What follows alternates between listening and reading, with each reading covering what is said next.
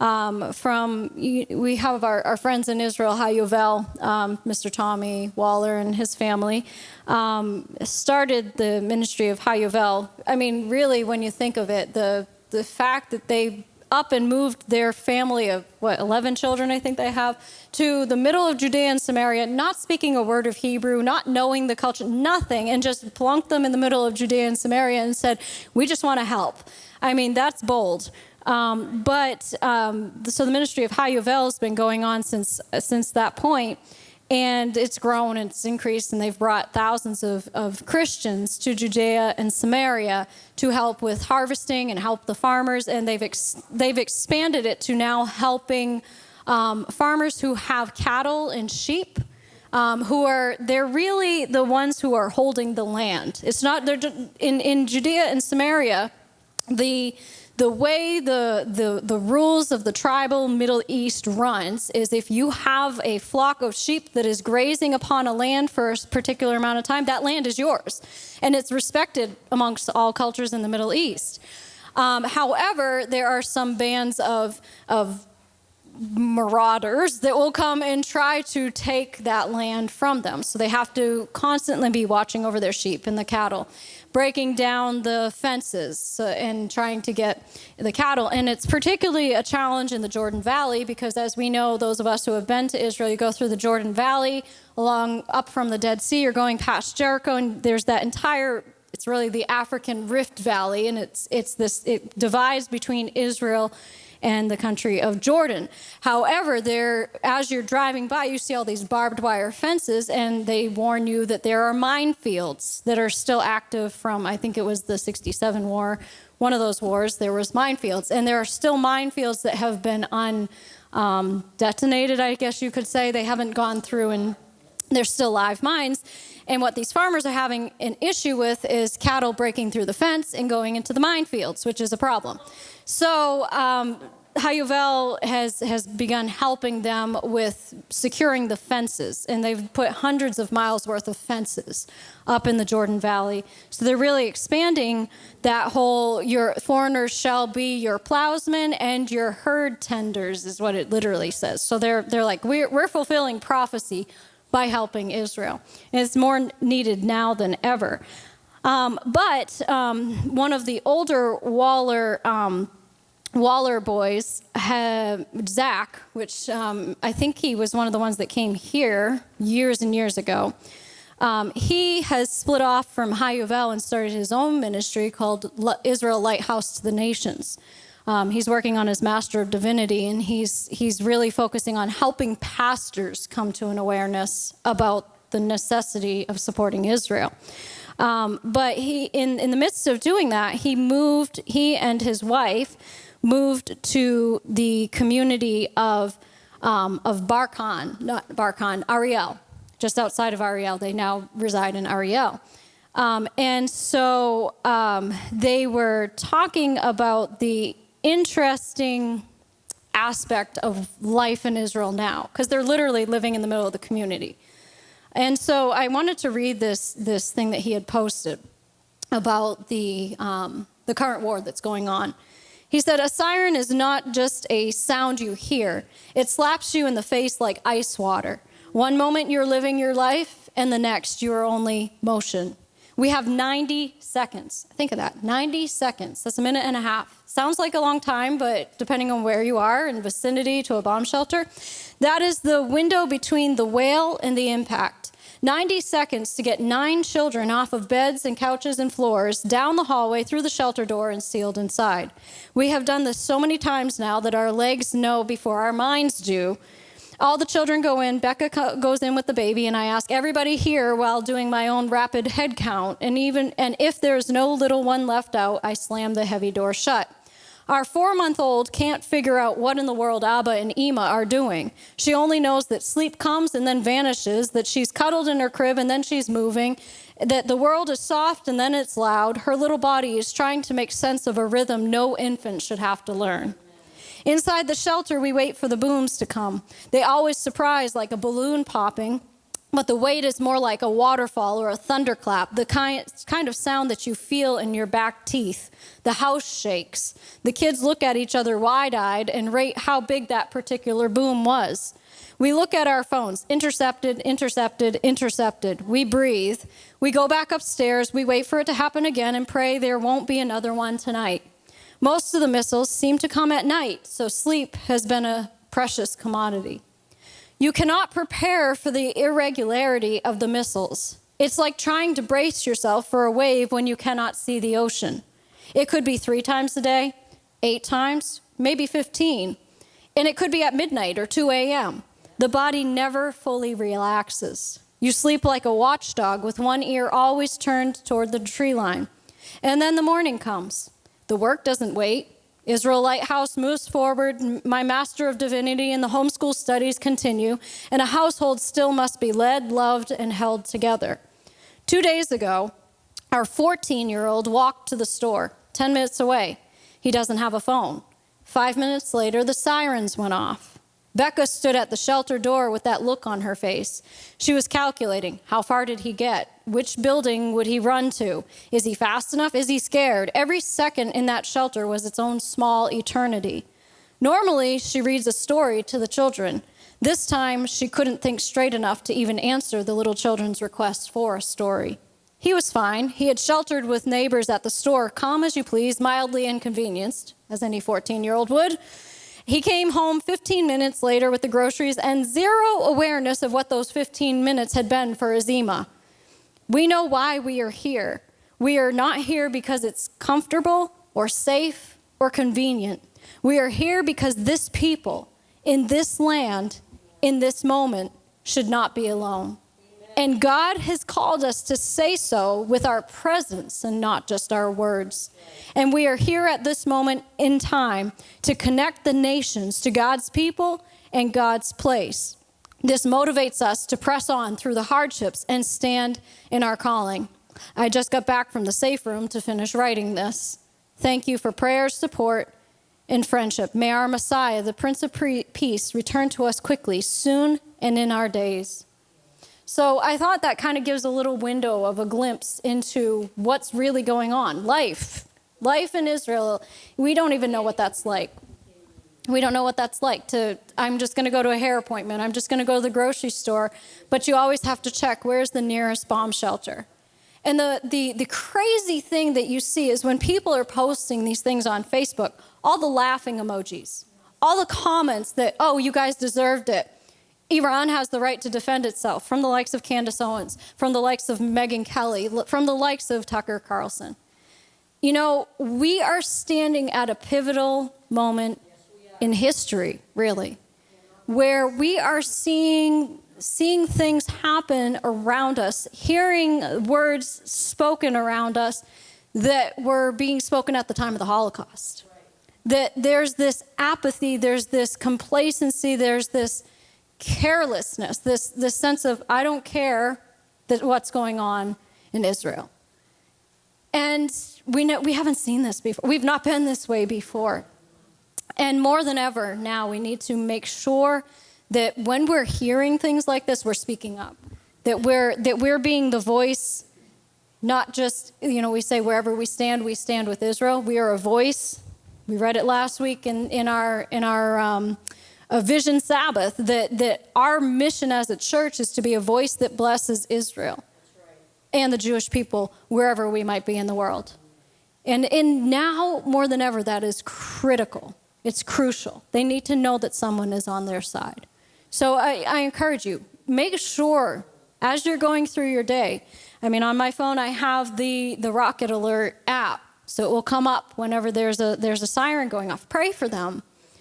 Plead the blood. It is miraculous that more people have not been killed in Israel, especially that strike in Arad. I don't know how many of you saw that. They said, the authorities said, if it had just been a couple meters off of where it landed, it would have been an entirely different story. There would have been mass casualties.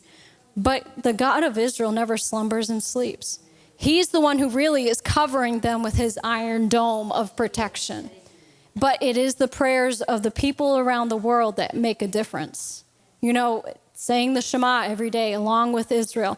Last week, the soldiers who were in Lebanon, because there's stuff going on in Lebanon as well. They're fighting on multiple fronts.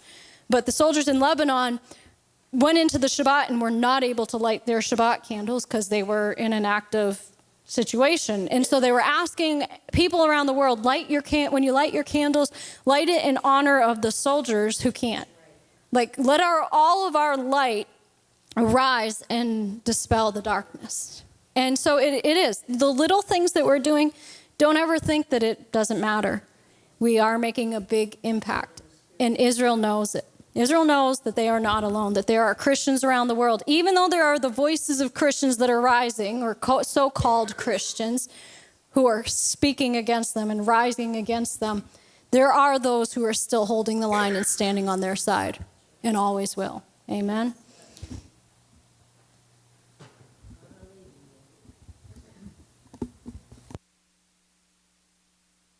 Well, hallelujah.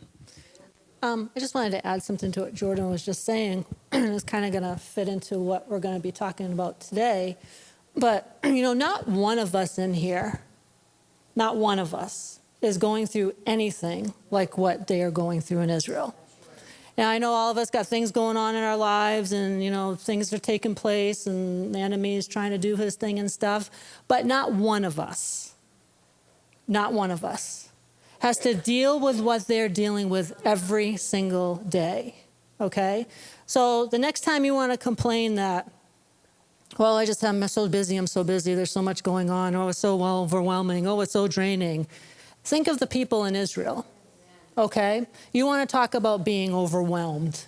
You want to talk about being drained, okay? They're not. But if anybody has the right to be, it's them. Because not one of us has to be concerned about going to sleep at night. Not one of us has to be concerned about sitting our child down to start a homeschool lesson with them, and all of a sudden the sirens go off and you have 90 seconds to get to where you're getting at, okay? And if it's anything that the Jewish people teach us through their experiences, is they have an amazing sense of, and sense is not the right word, but they have amazing sense of unity. They have amazing sense of prayer. They have an amazing sense of who they are and who their creator is. And when it comes down to it, they have an amazing sense that, you know what? It's not about us. It's not about me and my family, me, and all that. It's not about that.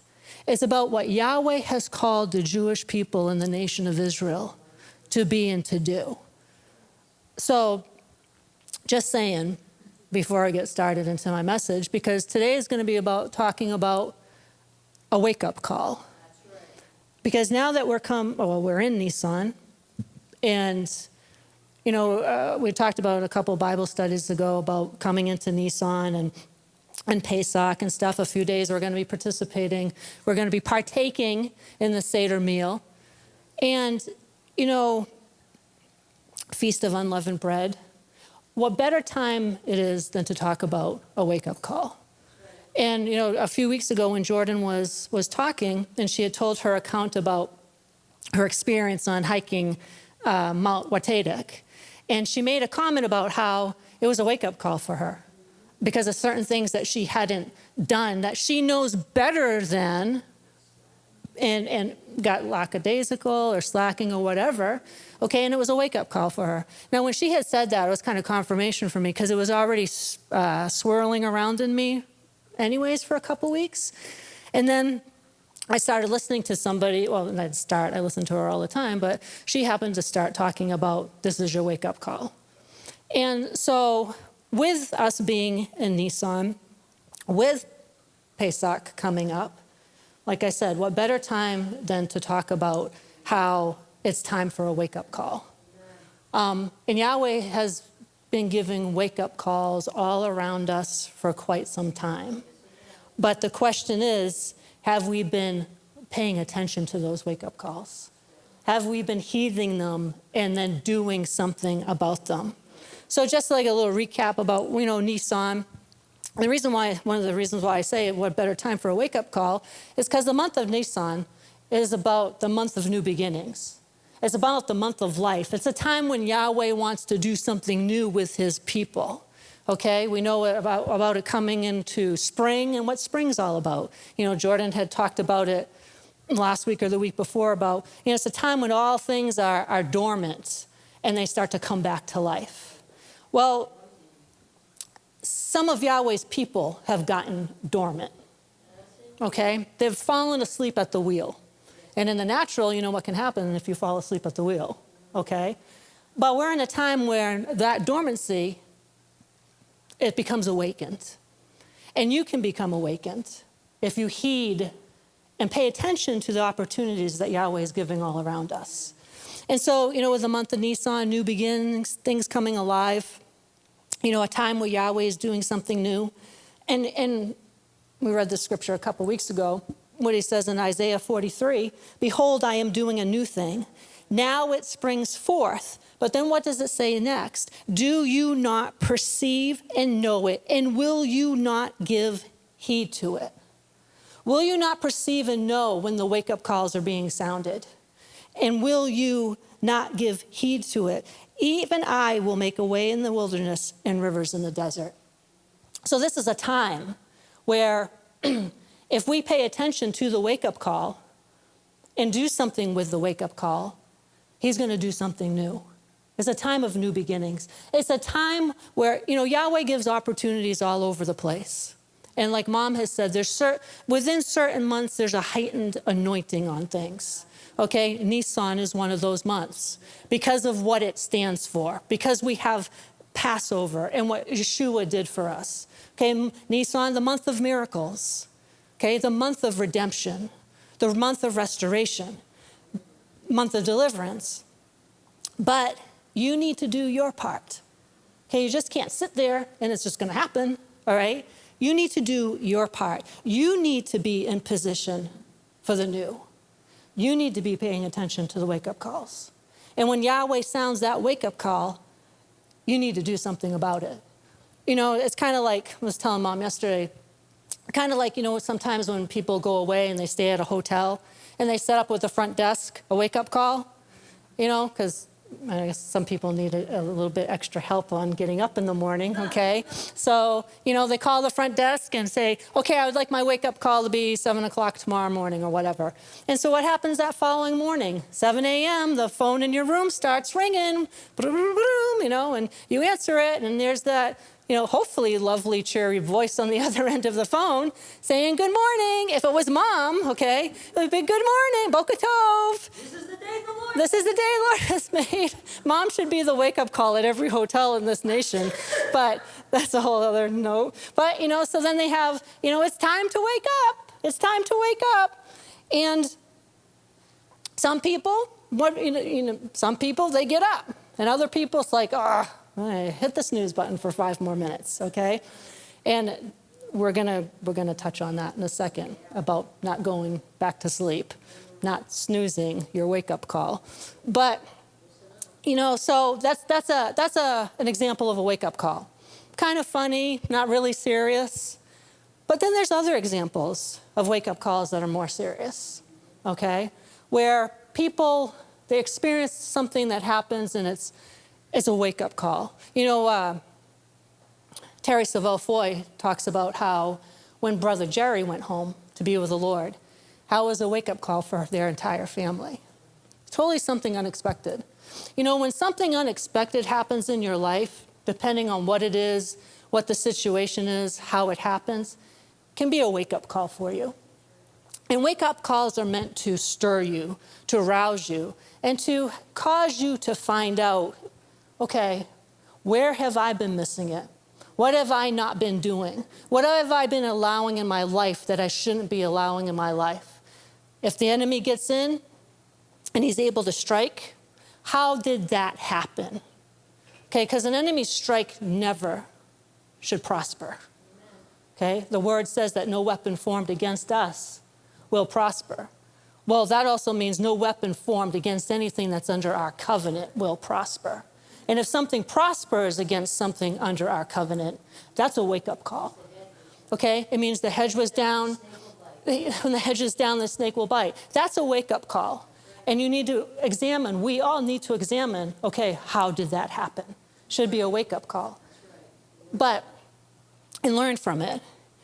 So Terry goes on, she talks about how when Brother Jerry went home, completely unexpected, okay, he had preached the night before, went back to his hotel room, went to bed, got up that morning, showered, got ready, got himself a cup of tea, picked up the phone and called his ministry and asked them to pay off, I think, somebody's hospital bill or something like that, some big blessing that he was sending out.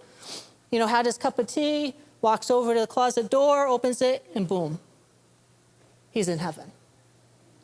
Wake-up call. Okay, something that was totally unexpected to the Savelle family, but it was a wake-up call for them. And we need to pay heed to the wake-up calls. Another example along that lines,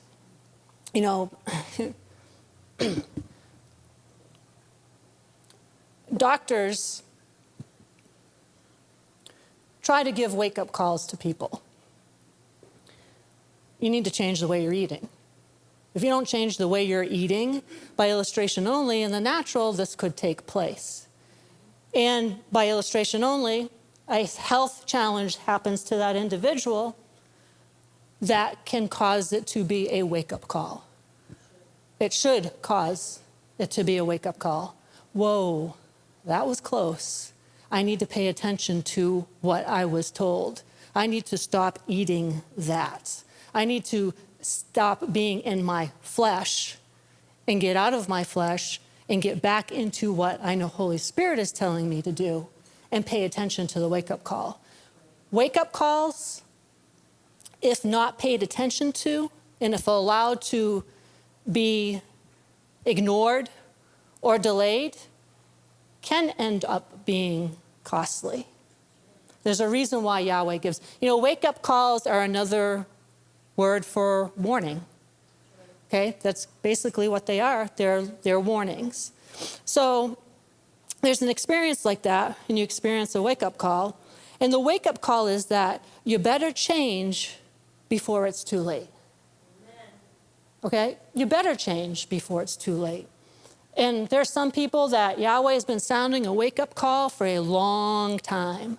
And for whatever reasons that they're not, they're ignoring it, or some people delay it, I'll get to it.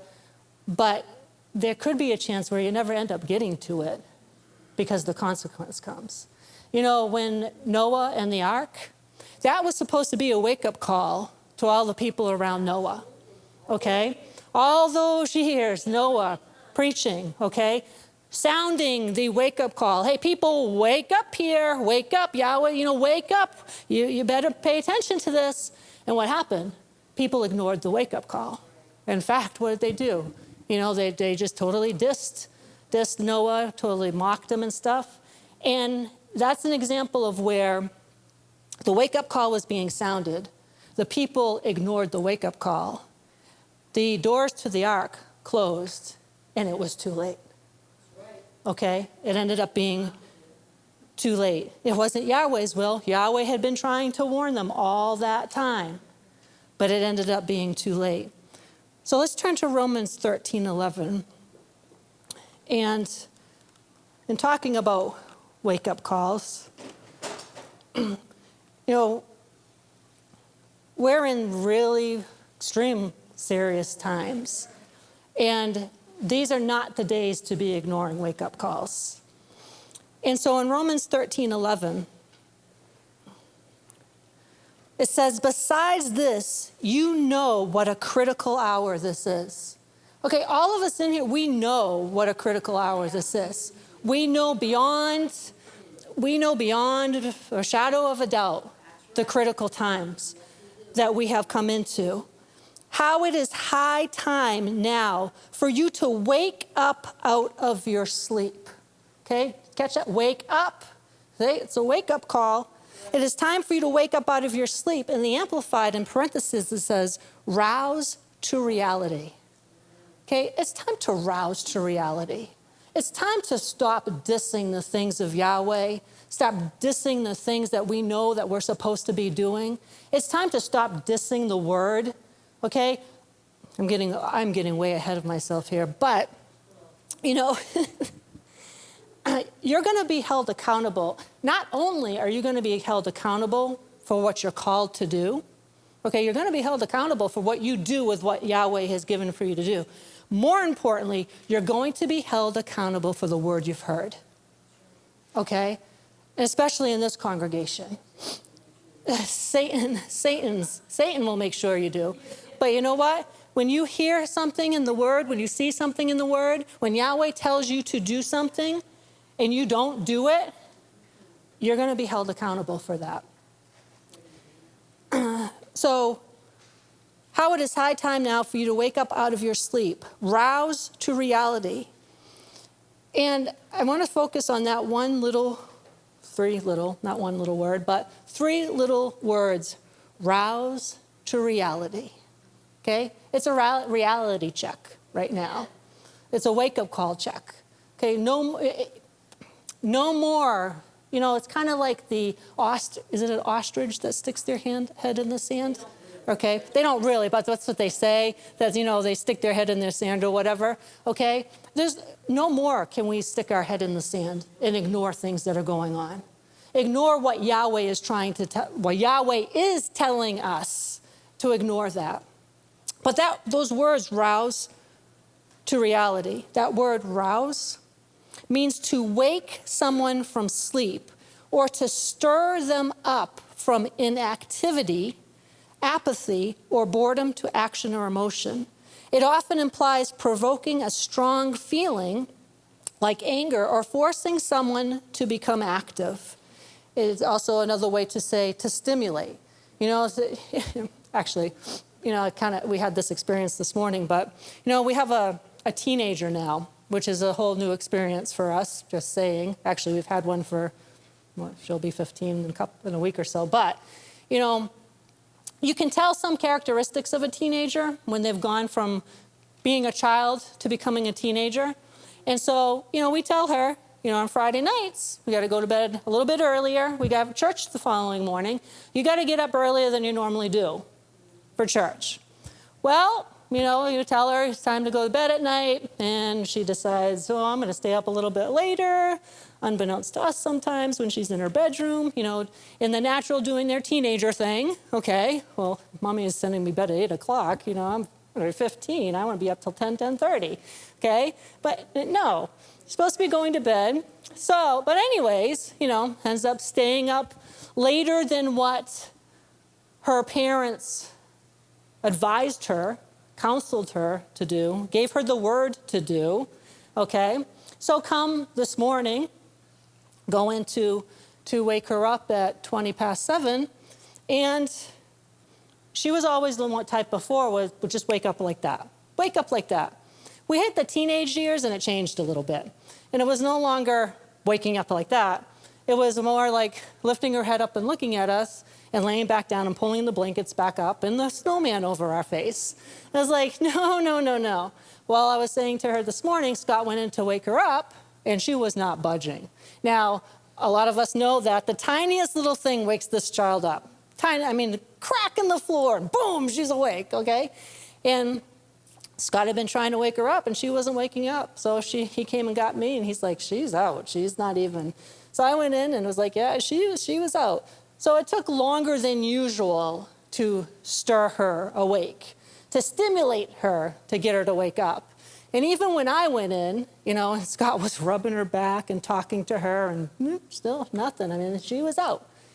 Because, you know, and it was her having to get up earlier than normal and her not wanting to, her displeasure of having to get up early, ended up being a consequence for her, okay? She opened the door because she decided to stay up later than she was supposed to, but we had to stir her awake. We had to stimulate her to wake up. We had to rouse her to wake up from her inactivity, okay, because she was sound asleep. Actually, that definition, we had to force someone to become active, okay? We had to force somebody to get up. It's like, get your covers off, get up, it's time, we're going to church. And I said to her, this is why Mommy and Daddy were telling you last night, when you go to bed, you're supposed to go right to sleep. Hence, then you're going to have a challenge getting up the next morning because you decided to stay up. But that's your fault. That's on you.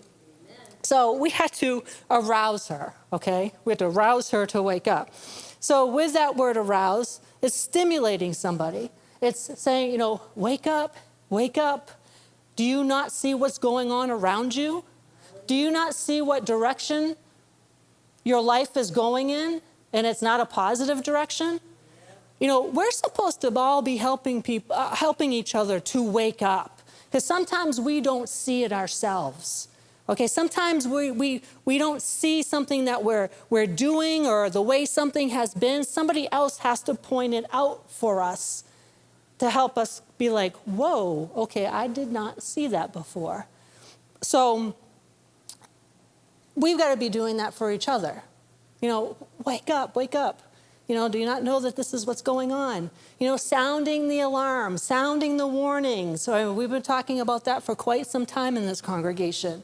And we'll continue. We're going to continue wake-up calls and warnings. All of us in here have experienced wake-up calls that Mom has tried to sound off to us. Now, not necessarily like I was saying, wake-up call in the morning, good morning, Boker Tov, time to get up, it's 4:30, okay? And some of us are, okay. But warnings have been spoken out from behind this bimah for years now, from Mom, from Dad.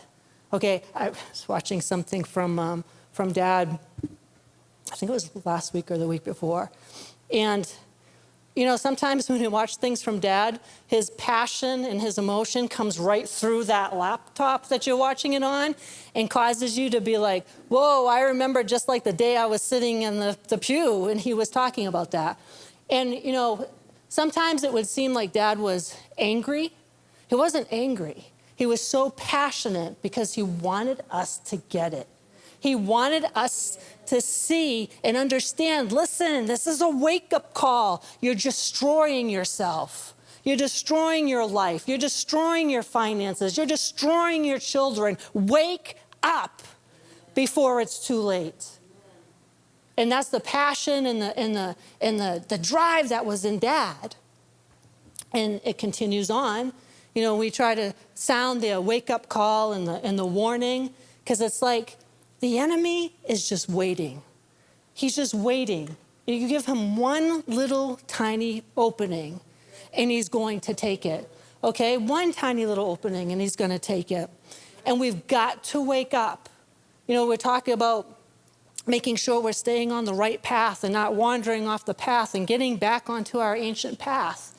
Staying on that ancient path will lessen the wake-up calls.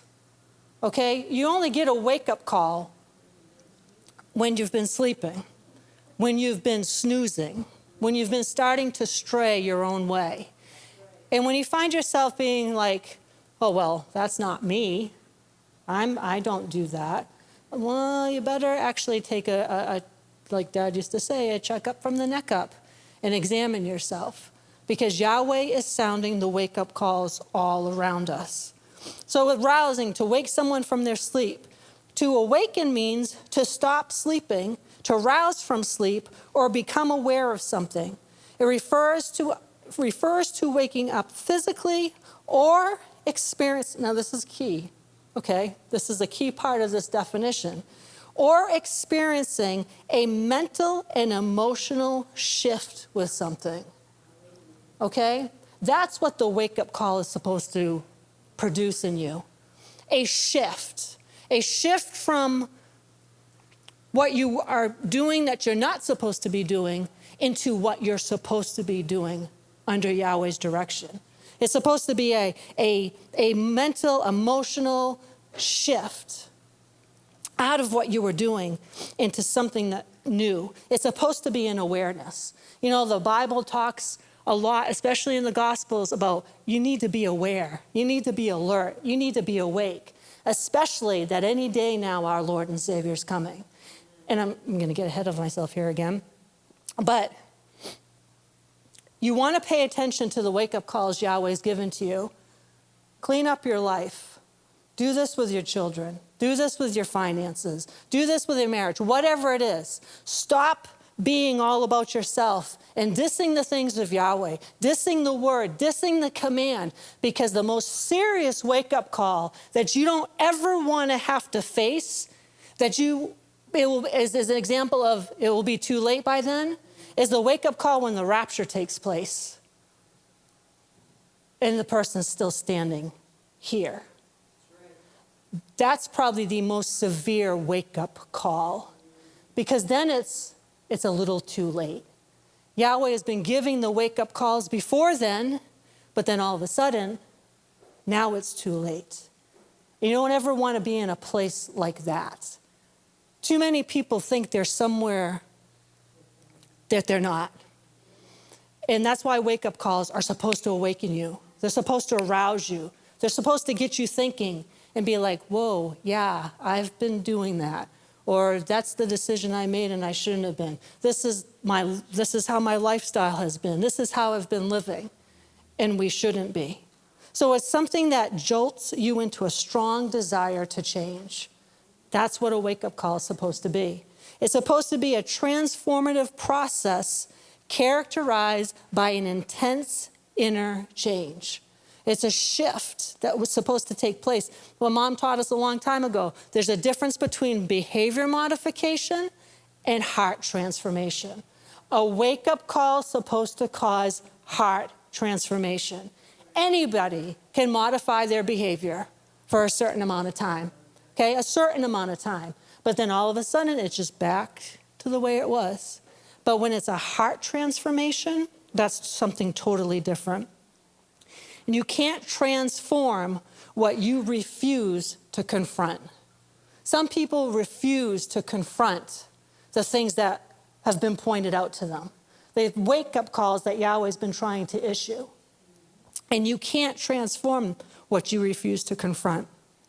So, an example biblically of a wake-up call is we're going to turn to Mark chapter 14. And in Mark chapter 14, and actually I'm going to read the entire chapter, because it's interesting, we're only a few days away from coming into Passover. And this is an example of somebody receiving a wake-up call. But it's an example of a wake-up call that they received, but they changed because of it. So starting in Mark chapter 14 and verse 1, it says, "It was now 2 days before the Passover and the feast of unleavened bread. And the chief priests and the scribes were all the while seeking to arrest Yeshua by secrecy and deceit and put him to death. For they kept saying, 'It must not be during the feast,' for fear that there might be a riot of the people.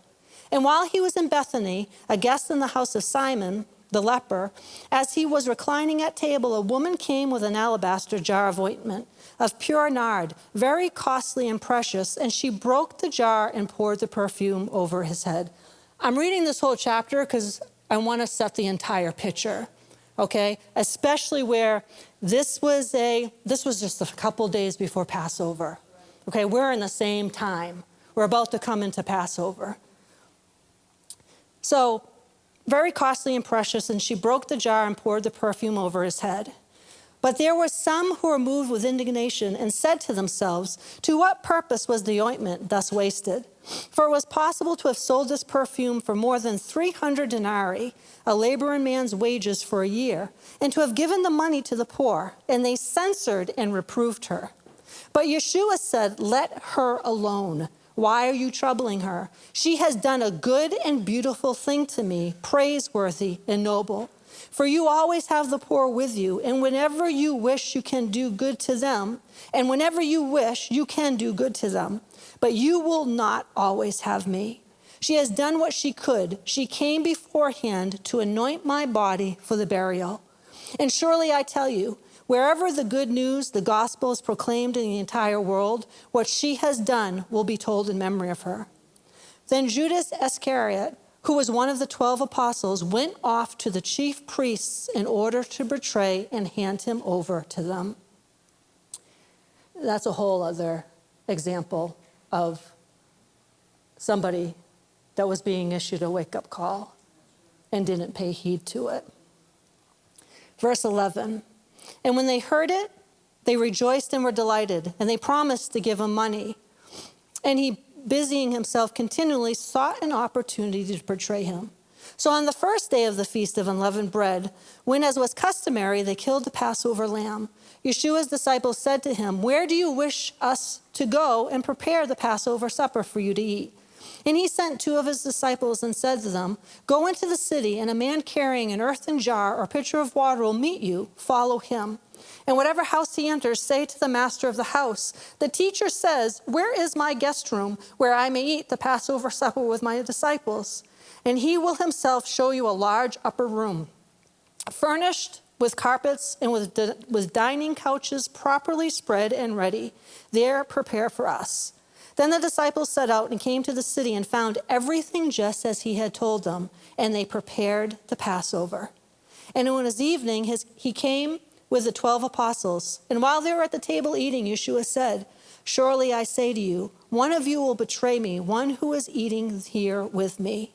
And they began to show that they were sad and hurt, and to say to him one after another, 'Is it I? Or it is not I, is it?' He replied to them, 'It is one of the 12 apostles who is dipping bread into the same dish with me. For the Son of Man is going as it stands written concerning him. But woe to the man by whom the Son of Man is betrayed. It would have been good, profitable, and wholesome for that man if he had never been born.'" I'm actually going to say that. He was trying to continue issuing wake-up calls, okay? Even through this. He's talking about this and saying, you know what? He's going to wish that he had never been born. He's trying to issue a wake-up call, last minute trying to get him to see.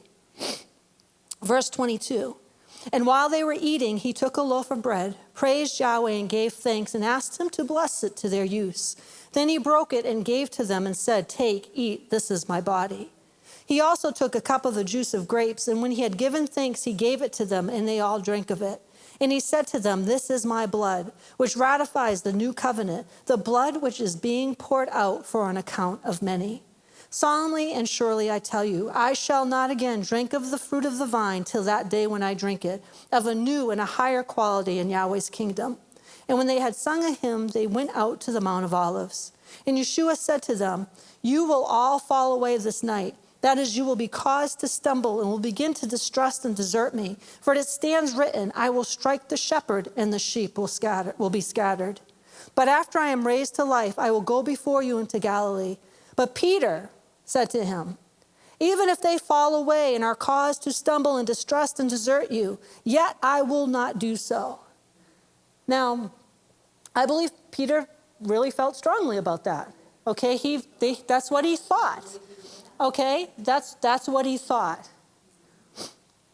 And Yeshua said to him, "Truly I tell you, this very night, before a cock crows twice, you will utterly deny me, disclaiming all connection with me 3 times.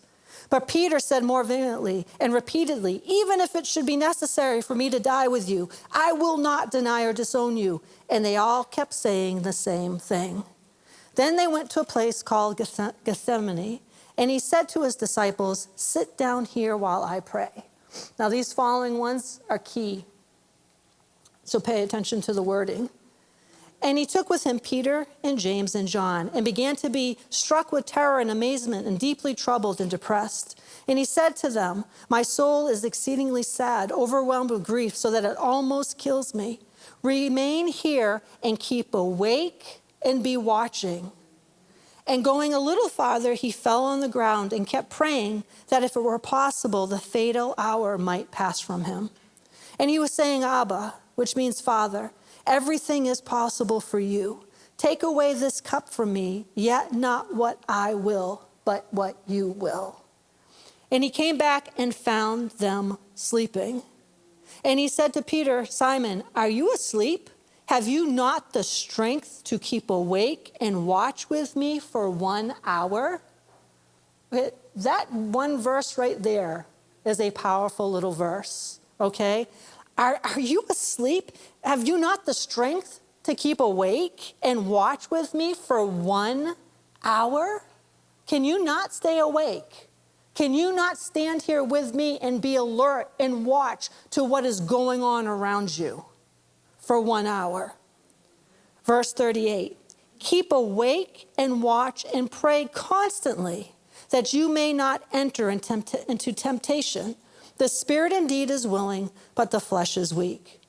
Okay, so there's a wake-up call that he gave them. Keep awake. Okay, I'm not saying, okay, you can nap for 5 minutes and then wake up and you'll be fine. Keep awake and watch and pray constantly that you may not enter into temptation. And the latter part of that says, the spirit indeed is willing, but the flesh is weak. The flesh is what causes us to get into challenges. The flesh is why Yahweh has to issue wake-up calls. Spirit man, rise up.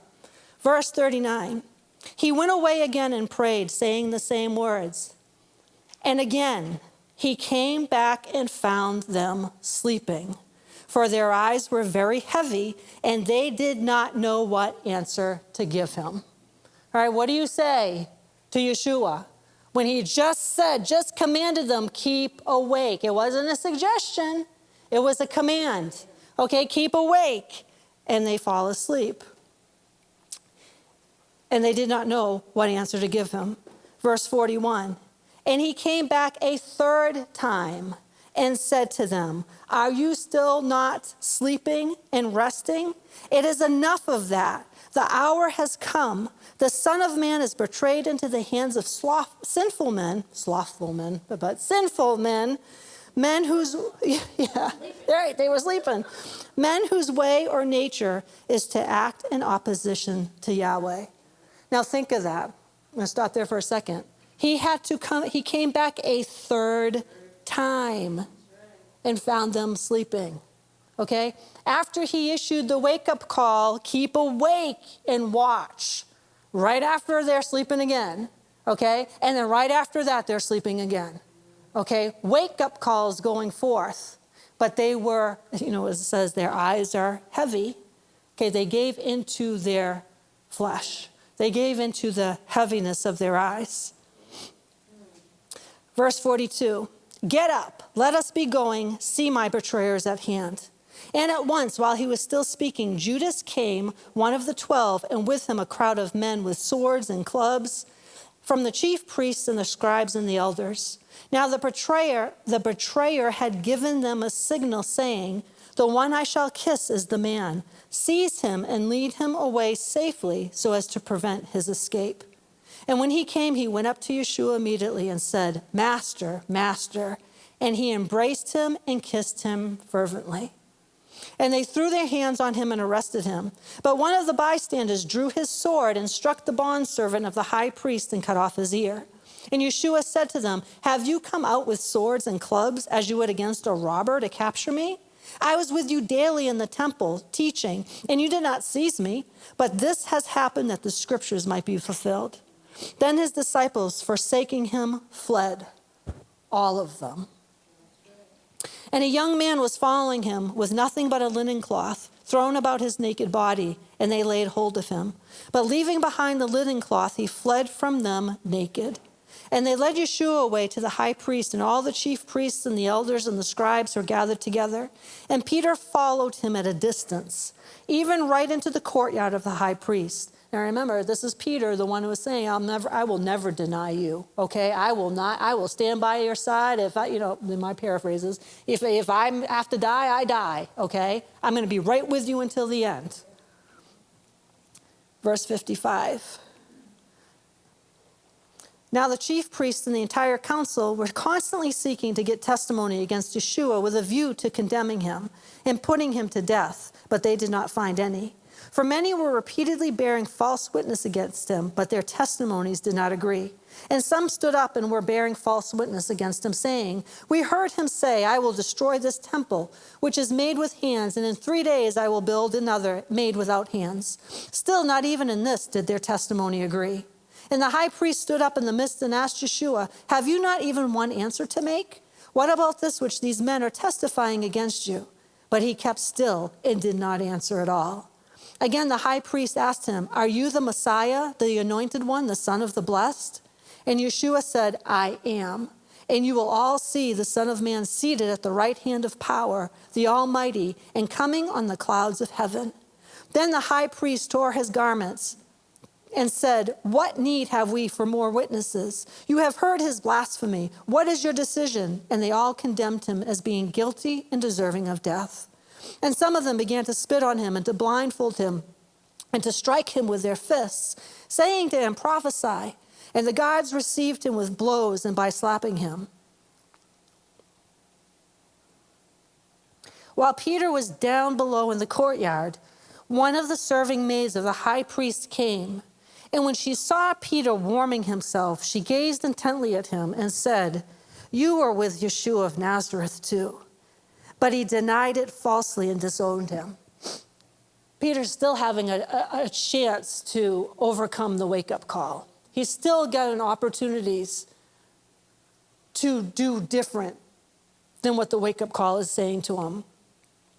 But he denied it falsely and disowned him, saying, "I neither know nor understand what you say." Then he went outside the courtyard and was into the vestibule, and a cock crowed. And the maidservant saw him and began again to say to the bystanders, "This man is one of them." But again he denied it falsely and disowned him. And after a short while again, the bystanders said to Peter, "Really, you are one of them, for you are a Galilean, and your dialect shows it." Then he commenced invoking a curse on himself. Should he not be telling the truth and swearing, "I do not know the man about whom you are talking"? And at once, for the second time, a cock crowed. And Peter remembered how Yeshua said to him, "Before a cock crows twice, you will utterly deny me," disclaiming all connection with me 3 times. And having put his thought upon it and remembering, he broke down and wept aloud and lamented. That was a wake-up call for Peter. A tense wake-up call, okay? And, we're not going to continue reading there, only because I don't want to continue reading on about that. But, a wake-up call was issued to Peter, a serious wake-up call. And at the end of it, he realized it, okay, because he broke down and wept aloud. And now what do we know about Peter? Peter did a roundabout turn and was one of the strongest, boldest, outspoken disciples that there was. Okay? He completely turned around. He paid heed to the wake-up call that Yahweh was giving him. Kind of powerful, painful transformation. Well, powerful too. But it was a painful transformation that Peter had to make. Okay, because it says right there, he broke down and wept because he realized at that moment what he had done. He realized what he had done, but he made a decision to make it right. He made a decision to pay heed to the wake-up call and to make it right. And so just for a second, I want to focus on what it was talking about through there, how they fell asleep 3 times. Okay, even after Yeshua gave that commandment, keep awake. And like I said a little bit ago, all throughout the Gospels, Yahweh is telling us, keep awake, keep alert, stand on guard, for you do not know the hour that the Son of Man will come. Okay? You need to be in position. You need to be aware. You need to be doing what our Yahweh has been telling us to do. And so the 3 things about them falling asleep, Holy Spirit started talking to me about some stuff about the danger of staying asleep. And, there's a scripture that says, "Awake, O sleeper." And Some of us, you get that morning wake-up call and we wake up. Others get the morning wake-up call and they go right back to sleep. And I'm not talking naturally, I'm talking spiritually. Okay? So just for a second, well, longer than a second, but for a couple minutes, I just want to talk about the danger of staying asleep. Because you can be alive, you can be sitting there, breathing, you can be going about doing your daily thing and still be asleep. Okay? You can just be going through the motions, repeating the same cycles time and time again, getting caught up in distractions, okay?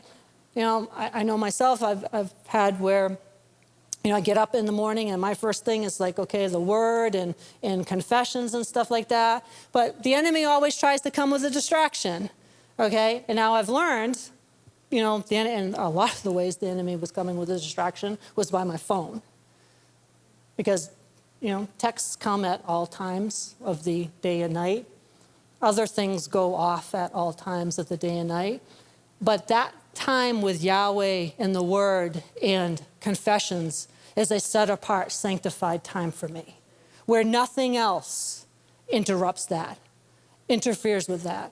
And so the phone being, boop-a-doop, the text came in or something else alerted me to something, was trying to become a distraction.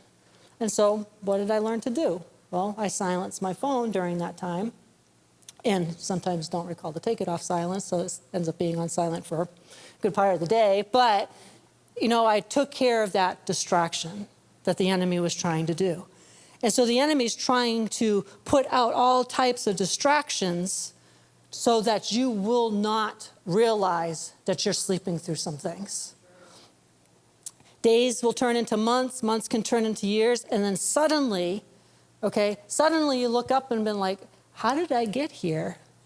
How did I even get to this place? Because it happens so, not just suddenly, but subtly. And so being asleep is about being unaware. And we always talk about being aware of our surroundings in here. We're always talking about being aware all the time.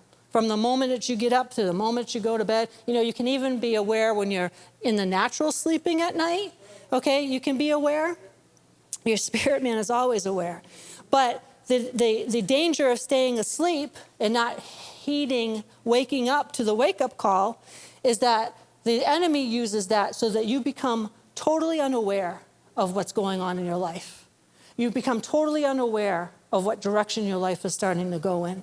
You become totally unaware of what your purpose is. You become totally unaware of what your potential is. You become so unaware that you've settled beneath what you were created for. And that becomes your normal. And you're not even aware of it. That becomes your lifestyle. And that becomes your normal. And the dangerous part of it, that it becomes your normal, is that you become comfortable with it. So we need to stop hitting the snooze button. And like I said a little bit ago, people don't necessarily ignore the wake-up call, they just delay it. Well, I'll take care of that later.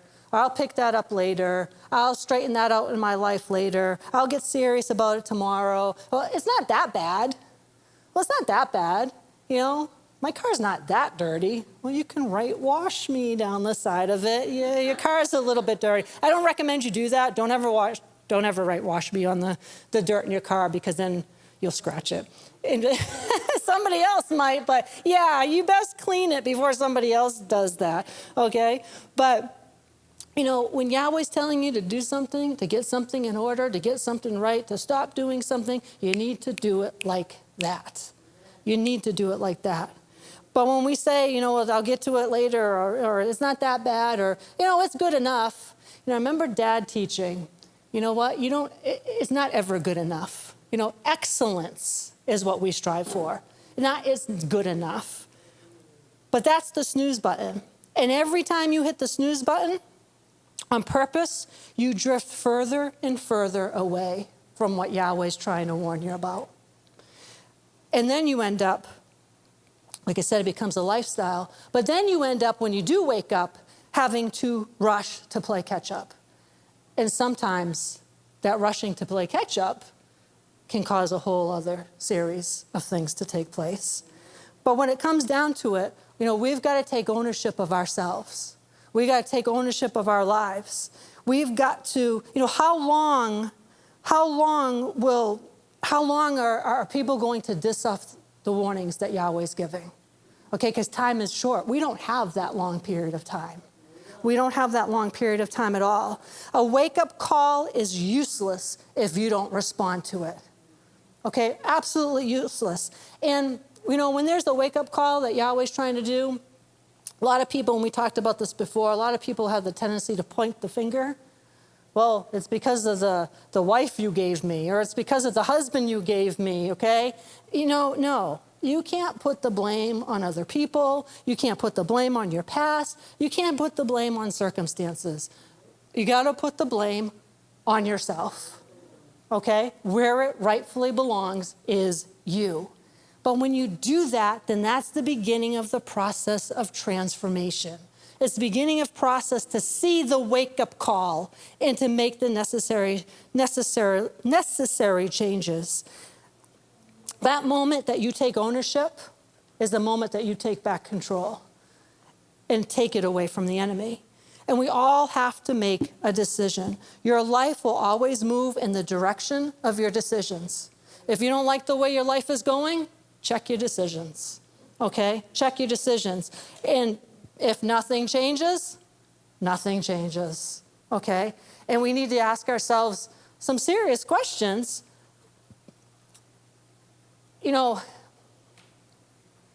Wake-up calls involve so many different things. Yahweh may be giving a wake-up call as, you know what? This person shouldn't be in your life. Maybe you need to, cut off this relationship. Maybe you need to cut off this food that you're eating. Maybe you need to cut off this particular activity that you're doing. And that's an important question to ask. What do I need to cut off? What do I need to get out of my life? What have I been avoiding that I now need to face? A lot of the times the hindrances to wake-up calls is because of people avoid it. They don't want to face it. And that's a dangerous place to be. We've got to pay attention to the wake-up call. We weren't created just to survive. We were created to walk in the purpose that Yahweh has given to each and every one of us. But we have to get into alignment with that purpose. We have to get in alignment with Yahweh. And those wake-up calls are the opportunity to shift direction, like I said at the beginning, before it's too late. Right now, at that moment, we all have a choice. We all have a choice that we can make. Stay where you are or step into who you were meant to be. Stay where you are with whatever's going on in your life, or step into the freedom and the blessings and the calling that Yahweh has for each and every one of us. And then ultimately, everything is waiting on the other side of your decision. Everything is waiting on the other side of your decision. So, in closing, wake-up calls are meant for you to get serious about your assignment. And when you're caught up in the things of your flesh, you're caught up in the things of your daily life that's not totally in alignment with Yahweh, it impacts what you're supposed to be doing for Yahweh. You need to work on you. And like I said, if you want things to change in your life, you need to change you. And so it's time. It's time to get serious about the wake-up calls. It's time to get serious about our assignments. It's time to get serious about getting on our ancient path and staying there. It's time to wake up to the times where you're in. It's one thing to hear, yeah, we're in serious times, and we say, yeah, we're in serious times. We know how serious the times are. Are they just words? Oh, yeah, I know how serious the times are. No. I don't actually know if you really do understand how serious the times are. And in a lot of people's lives, it does not appear so. And we need to wake up to the times we're in. We need to wake up to how we've been living. We need to wake up to how the state of our lives have been. It's time to wake up to what Yahweh has been saying, what he's called us to do, what he's been telling us to change. You know, this whole like wake-up call thing and stuff, you know, one of the biggest things when you're issued a wake-up call, it's you got to listen up. You got to listen up to that wake-up call. And I was saying to Mom yesterday, and some of you might have heard this person talking about it, but, you know, and I said to her, you know, I kind of wondered why they refer to Yeshua as the Lamb of God. Because when you think about it in the natural, lambs, they're defenseless, they're timid, they're shy. They're not considered to be the smartest creatures on the face of the earth. Okay? They're just, lambs are just like, blah. I guess they just kind of exist. They're just there. Okay? You don't hear of people having guard lambs. Okay? You get guard dogs. You get a guard lamb and you're in trouble. Okay? You're in some serious trouble. Your guard lamb's going to do nothing for you. Okay? So I was looking at this stuff and it's like all these negative characteristics about a lamb. And it's like, okay, now I know Yeshua's the Lion of Judah and all that, okay? But there's all these negative characteristics about a lamb. But with all those negative characteristics, there's one powerful characteristics that overrides all those other ones. All those other ones.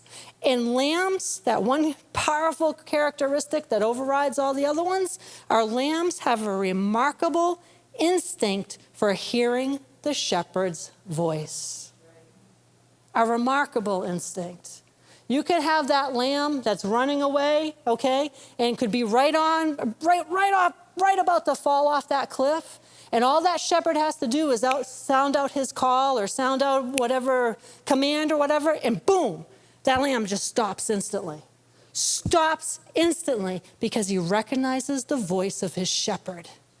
And he recognized the warning call from his shepherd.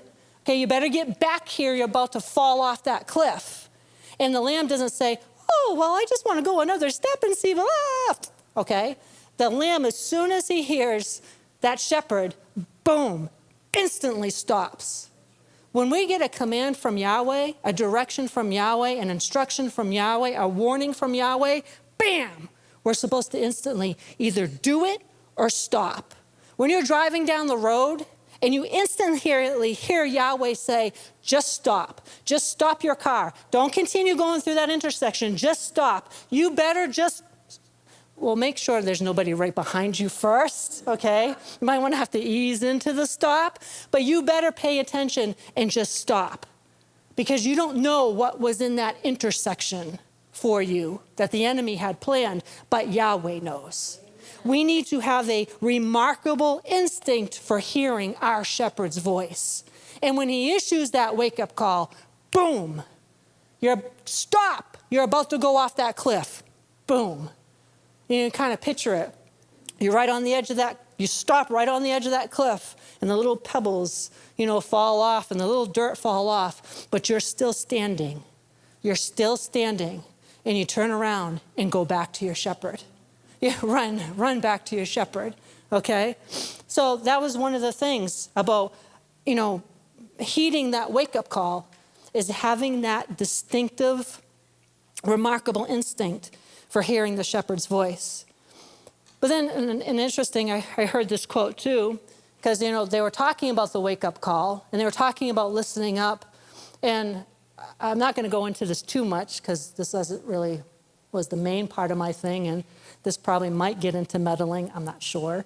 But they were saying how you need to listen up, but you need to clean up, okay? You need to clean up your lives. You need to clean up the things around you. And now, interesting, she made a comment that really stuck with me. And it was like, the way you do anything is the way you do everything.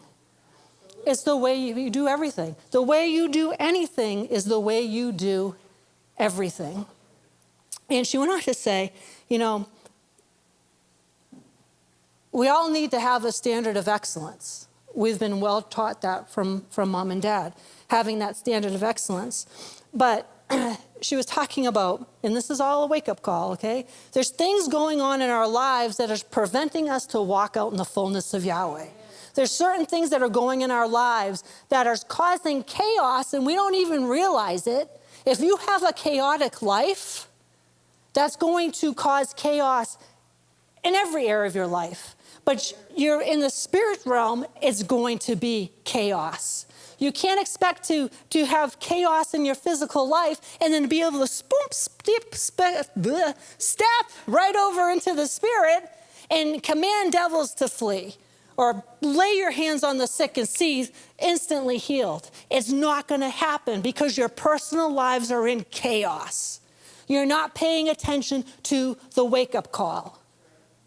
So, now this was a quote, another one, that really stuck with me. And she was talking about making your bed. But it was something that she heard in a military stance. So you know when you're in the military, okay, military doesn't put up with anything, okay? And your uniforms are ironed, your beds are made, your barrack or whatever are clean, okay? There's no clutter, there's no stuff on the floor. But when it came to making your beds, you know, the military has a standard. It's like that they have a certain way you make that bed. And if that bed is not made to the standard of their excellence, they make you redo it until you get it right. And your bed is like, I mean, the sheets are tight and they're tucked in around the thing, and you know, you can bounce a penny off of it. It's just like, and the comment was a soldier actually had made to our sergeant or whatever is, what's the big deal about making your bed? Well, side note here, people don't realize that chaos in our lives, in our homes, in our cars, causes chaos in our minds. It causes stress, unnecessary stress and pressures and all type of stuff like that in our minds. So making your bed every day is an important routine. This is what the sergeant guy was saying, because it takes out the chaos, but not just physically in your mind. Because, come on, now I'm one that bed's got to be made every single day. And it has to be made a certain way, okay? Scott does make the bed too, but I do come along behind him afterwards and straighten out some few things, you know. The blanket's not tucked in quite the way I wanted it tucked in or whatever, okay? But there's feeling like when you walk into the room and the bed is unmade, it's 2:00 in the afternoon, and it's just like, ugh. I don't know, it's just something wrong with that. It all does not feel well with the world, okay, when that happens. It just doesn't, all right? But when you walk in your room and your bed is made and things are all put away and there's no clothes on the floor, which I'm teaching my daughter who likes to just take her clothes off and throw them across the room in like a ball, okay? Things are in order. When things are in order, your mind's in order. Yourself is in order. Your feelings are in order. When things are out of chaos in your personal life, in your home, in your car, everything just lines up, okay? Your atmosphere shifts. There's a total different feeling of the atmosphere. And it's an atmosphere of, I don't know how to explain it. It's just like, it's shalom. It's just shalom. A chaotic house cannot have shalom. Just saying, okay? You can't. You just can't. You can't. So the natural affects the spiritual. And people miss that wake-up call connection, okay? But anyways, back to the making the bed thing, okay? You know, the sergeant was saying, you know, if you are slack in making your bed, now think of this spiritually. If you're slack in making your bed, you will be slack in holding your rifle. If you're slack in making your bed, you'll be slack in holding your rifle. You'll be slack when it comes to the word of Yahweh. You'll be slack when it comes to holding the weapons of the word that Yahweh has given to us. Okay, it's all connected. And I know some people say, just because you don't make your bed, it's not the making of the bed. It's the principle of it. You've got to see it's the principle of it. And, you know, when it comes down to it, and that's why I said in the military, that's a serious thing. If you have a soldier who's just slack in making their bed and the things are chaotic and stuff, they're going to be slack in using they're not slack in being chaotic, but they're slack in how they do things, and they're causing things to be chaotic. When they're in the battle, they're going to be slack in how they're holding that rifle. Okay, and that just doesn't impact them. It impacts everybody around them. Okay, it impacts their entire troop. So that's why the military is so strict when it comes to doing things in excellence. Because if you do those physical things in excellence, then your spiritual things will be in excellence. For the military, when those soldiers go out into the battlefield, how they handle themselves and what they do will be in excellence because they've been well trained. So when you have your surroundings, when your surroundings have order, your life will have order. If your life is a mess, everything around you will be a mess. It's just a principle. It's just a principle. And like I was saying, you know, not just, you know, the mess, but just the whole feeling that it causes for yourself. Okay? You know, and people don't, quick side note, I'm not going to get off onto this, but I had seen a study not too long ago where in the natural, when they did this study of people who had chaotic houses versus people who didn't, so people that had houses that, you know, weren't in order, and people that had houses that were boom in divine order, the depression, the health challenges, so many other things were higher in the people that didn't have their homes in order. And that's a spiritual principle too. It's a spiritual principle too. So, you know, we need to heed the wake-up calls that Yahweh is signaling all around us. And we need to take them seriously. No more just, oh, this is a wake-up call. Here's your wake-up call. Oh, yeah, I'll get to it tomorrow. Or I'll get to it next week. Because, you know, most of the times, tomorrow never comes for you to do it. Next week never comes for you to do it. It keeps putting off on the list, putting off on the list. But when we do get it right with the wake-up call, and last scripture, if we turn to Matthew 24, actually, last two scriptures. But Matthew 24,